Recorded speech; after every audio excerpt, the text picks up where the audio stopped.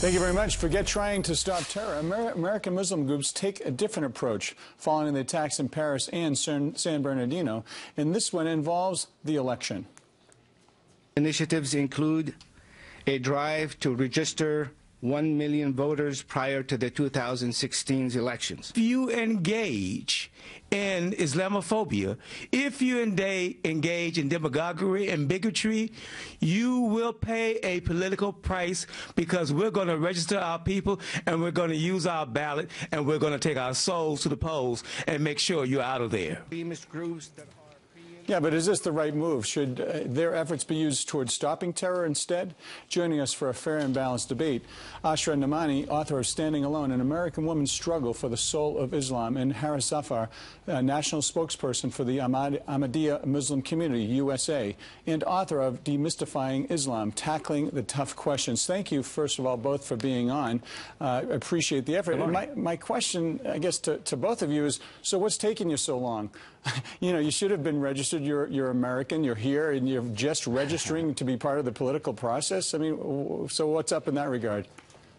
Well, you know, in our community, unfortunately, what we've had is so many years of denial and deflection about serious issues regarding extremism. And so what has happened is that this effort, this last week, is an expression of a Muslim lobby here in the U.S. that wants to continue that culture of denial and deflection. What we are saying, many of us who seek reform in our community, is that we have to change this idea that we can maintain the status quo, and not through this very frightening, if you ask me, language about, you know, challenging people in such a hostile way, but really taking a really close examination about the issues in our community, about sexism, extremism, intolerance, the idea of a political Islam that wants to include Sharia in our communities. And so what we have to do is really move forward with not this kind of demagoguery ourselves about America, but a real open participation. Well, I think that's important, to be part of the political process. You've earned the right to vote. It's a privilege to vote, and I encourage you to register as many people as you can. But one of the biggest things that I hear and others hear throughout this country is that the moderate Muslim community is not standing up. They're not speaking out. They're not challenging the people that are radicalized and killing not only Americans, you know, traditional Americans who are here. They're killing Muslim Americans. They're killing Black Americans, Irish Americans. So at what point do you really stand up and take it head on and focus, instead of voting, on the actual issue, which is radicalization?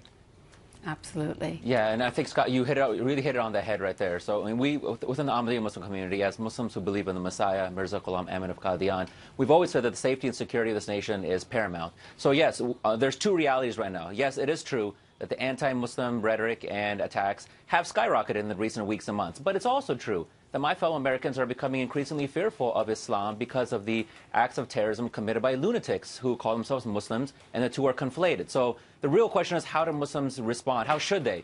And within the Ahmadiyya Muslim community, we believe that feeding this us versus them paradigm by doing this blackmail or poking people in the eye, I think that's feeding that narrative that shouldn't be happening, right? Which is why we believe the Khalifa of Islam, His Holiness, who is the international spiritual leader of the Ahmadiyya Muslim community, has always told us that the victory of true Islam means that you win people's hearts and minds through love and compassion and education, which is why we're launching the best response, which is a campaign we're calling True Islam and the Extremist, which is, let's protect our national security by defining the 11 principles which will either define someone's following true Islam or following the path of extremism, and reaching out to all Muslim leaders around the country, say, do you agree with these 11 principles that define true Islam and to save people from the path of extremism, save our fellow Americans and myself and my family from attacks? That's the response we need to see from the Muslim community.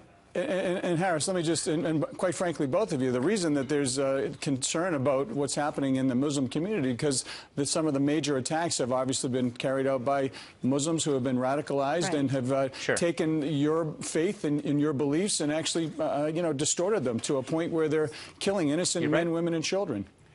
What I'd like to suggest Absolutely, is you're that, right. And I mean, we do think that Americans are... Excuse me, Harris, excuse me. What I'd like to simply suggest is, thank you. What I'd like to suggest is that this competition for an idea of what is, quote, true Islam is a very, very difficult one. And the truth is that we have a strain of extremism that's called Islamism. We cannot compete for what is true and what is not true. We have to simply defeat it. And I just want to tell you that we got a mandate. The beauty is this transcends all type of sectarianism. Is that this is something that really all good Muslims can really agree on, which is let's save people from extremism. Harris, could you hold on a second, please? What's happening, unfortunately, is that folks want to silence many voices of dissent in our community. Just this last week, when I dared to write a piece with a co-author, Hala Arafa, about the idea that Muslim women do not have to cover every strand of their hair and cover the nape of their neck, which is the idea of many people in our conservative community. Asra and Harris, let me interrupt for a moment. I apologize, but we're running out of time, and you guys have some big challenges, and I wish you well on your voting drive. Thank you very much.